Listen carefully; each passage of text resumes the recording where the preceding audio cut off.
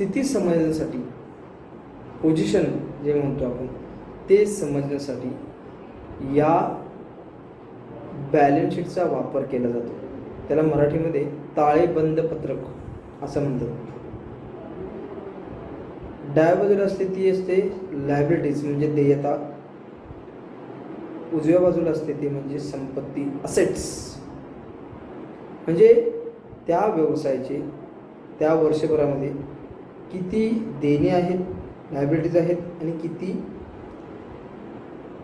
मालमत्ता आहे, असेट्स आहेत, हे याच्यावरनं समजू शकतो. मी जसं म्हटलं की तुम्हाला कॅपिटल अकाउंट हा इथंही तुम्ही लिहू शकता लायबिलिटी साईडला किंवा स्वतंत्र अकाउंटही काढू शकता. स्वतंत्र अकाउंट न करता इथेही लिहू शकता.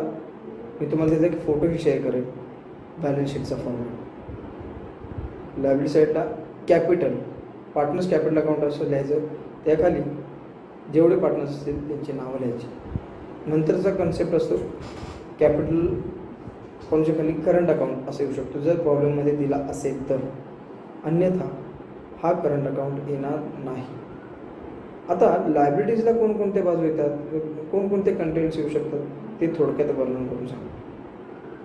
जनरल रिझर्व्ह किंवा रिझर्व्ह फंड हे सुद्धा लायबिलिटीज आहेत. ते भविष्य कालावधीमध्ये भविष्यात व्यवसायाला द्यावं लागेल म्हणून रिझर्व्ह फंड किंवा जनरल रिझर्व्ह हे लिहावे लागतात. नंतर आहे प्रॉव्हिडंट फंड जे आहे हे प्रॉव्हिडंट फंड या बॅलन्स शीटच्या लायबिलिटी साईडला लिहावे लागतात. नंतर आहे लोन फ्रॉम पार्टनर्स. एखाद्या पार्टनर्सकडून लोन घेतला असेल तर ते सुद्धा देणं आहे म्हणून ते लायबिलिटी साईडला लिहायचे. लोन फ्रॉम बँक असेल तर तेही सुद्धा लायबिलिटीज लिहायचे. सन्ड्री क्रेडिटर्स किंवा त्याला काय म्हणतो आपण मराठीमध्ये देणे, किरकोळ काही देणे असेल, क्लायंट्सचे देणे असेल, सप्लायर्सचे देणे असेल तर तेही सुद्धा लायबिलिटीजला दाखवावे लागतात. बँक ओव्हरड्राफ्ट अधिक वर्ष चालू.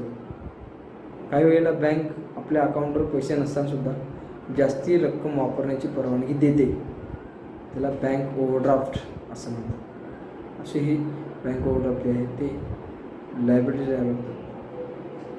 बिल्स पेएबल, काही बिल जे आहे ते द्यावे लागणार आहेत का, तर ते बिल्स पेएबल असतील तर ते लायबिलिटीज लिहितात. आउटस्टँडिंग एक्सपेन्सेस, या वर्षभरातले काही खर्च हे द्यायचे राहिलेले आहेत का, कामगाराचा पगार द्यायचं राहिलेलं आहे तर हे देणं आहे तर ते लायबिलिटीज लिहावे. नंतर आहे इन्कम रिसिव्ड इन ॲडव्हान्स. पुढच्या वर्षीचे पैसे आत्ताच आपल्याला समजा मिळाले असेल तर ते लायबिलिटीज लिहावे, कारण ते पुढच्या वर्षी ते या वर्षीचे नाही आहेत. या वर्षी जर समजा त्या व्यक्तीने आपल्याकडनं पैसे मागितले तर ते द्यावे लागेल म्हणून ते लायबिलिटीज लिहावे.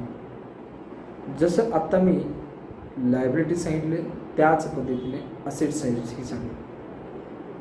गुडविल नाव लौकिकता असं म्हणतो तर ते गुडविल हे असेट साईडला लिहावे. नंतर आहे ट्रेडमार्क्स, गुडविल, कॉपीराईट या सगळ्याचा आहे. ट्रेडमार्क्स, कॉपीराईट याचाही अर्थ एकच आहे. पेटंट्स वगैरे या सगळ्याचाही अर्थ एकच आहे. ती संपत्ती आहे. एखादा नवीन शोध लावला असेल त्याचे पेटंट्स तुम्ही घेऊ शकता. असं व्यवसायाचं काय आहे का, तर त्याची ही नोंद जी आहे त्या असेट साईडला लिहावी लागते. Freehold property, leasehold property, premises, land and building या सगळ्या फिक्स्ड असेट्स आहेत त्या असेट साईडलाच लिहावे. नंतर आहे plant and machinery, office equipments, loose tools, हत्यारे, अवजारे असं त्याला म्हणतो, तेही असेट्स आहेत. स्थिर मालमत्ता आहे तर ती असेट्स बाजूला लिहावी. इन्व्हेस्टमेंट, गुंतवणूक किती केलेली आहे तर त्याची ही एक इन्व्हेस्टमेंट आहे, संपत्ती आहे व्यवसायाची म्हणून ती असेट साईडला लिहावी. प्रॉव्हिडंट फंड इन्व्हेस्टमेंट असेल, provident fund investment provident fund जे आहे ते आपण बघितलं की लायबिलिटीज येतो, पण provident fund P F investment असेल, गुंतवणूक केली असेल पी एफमध्ये, तर तीसुद्धा संपत्तीमध्ये लिहावी, त्याला म्हणतो आपण असेट्स. एकूण येणे डेटर्स, संडे डेटर्स हे किती आहेत हेही आपल्याला या असेट्समधून कळू शकतो. बऱ्याचदा या डेटर्सला काही ॲडजस्टमेंट असतात, त्या ॲडजस्टमेंटचा आपण स्वतंत्र विचार करून तुम्हाला सविस्तर सांगू. या डेटर्समधून बुडीत रक्कम, बुडीत कर्ज असेल तर ते वजा करावे. नव्यानं काही बुडलेले कर्ज असेल तर तेही सुद्धा वजा करावे. आणि जर समजा आपण रक्कम आपल्याला मिळावी लवकरात लवकर म्हणून काही सूट दिली असेल, समजा 1 लाख रुपये वसूल व्हायचे आहेत, ते 1 लाख रुपये लवकर मिळावे म्हणून आपण डिस्काउंट दिला असेल, म्हणजे 5,000 रुपये डिस्काउंट दिला असेल, तर तोही वजा करावा. नंतर आहे मुदत ठेव खाते, फिक्स्ड डिपॉझिट, क्लोजिंग स्टॉक, ह्या सर्व संपत्ती आहेत म्हणून ते असेट साईडला रेकॉर्ड करावे.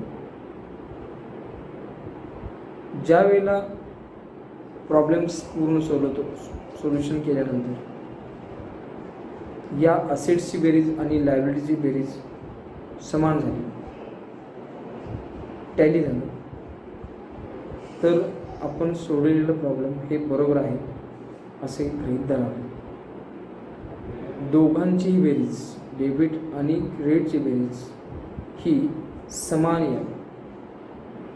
11वीत असताना आपण हे फायनल अकाउंट बघितलेलं आहे. ज्यांना काही फायनल अकाउंटच्या संदर्भातले आत्ता जे सांगितलेलं आहे, 2 अकाउंट्स 1 स्टेटमेंट संदर्भात काय बोलले असेल, जेवढं एक्सप्लेनेशन केलेलं आहे त्यातली काही शंका असेल तर मला कमेंट्स बॉक्समध्ये तुम्ही मला तुमच्या डाऊट्स विचारू शकता.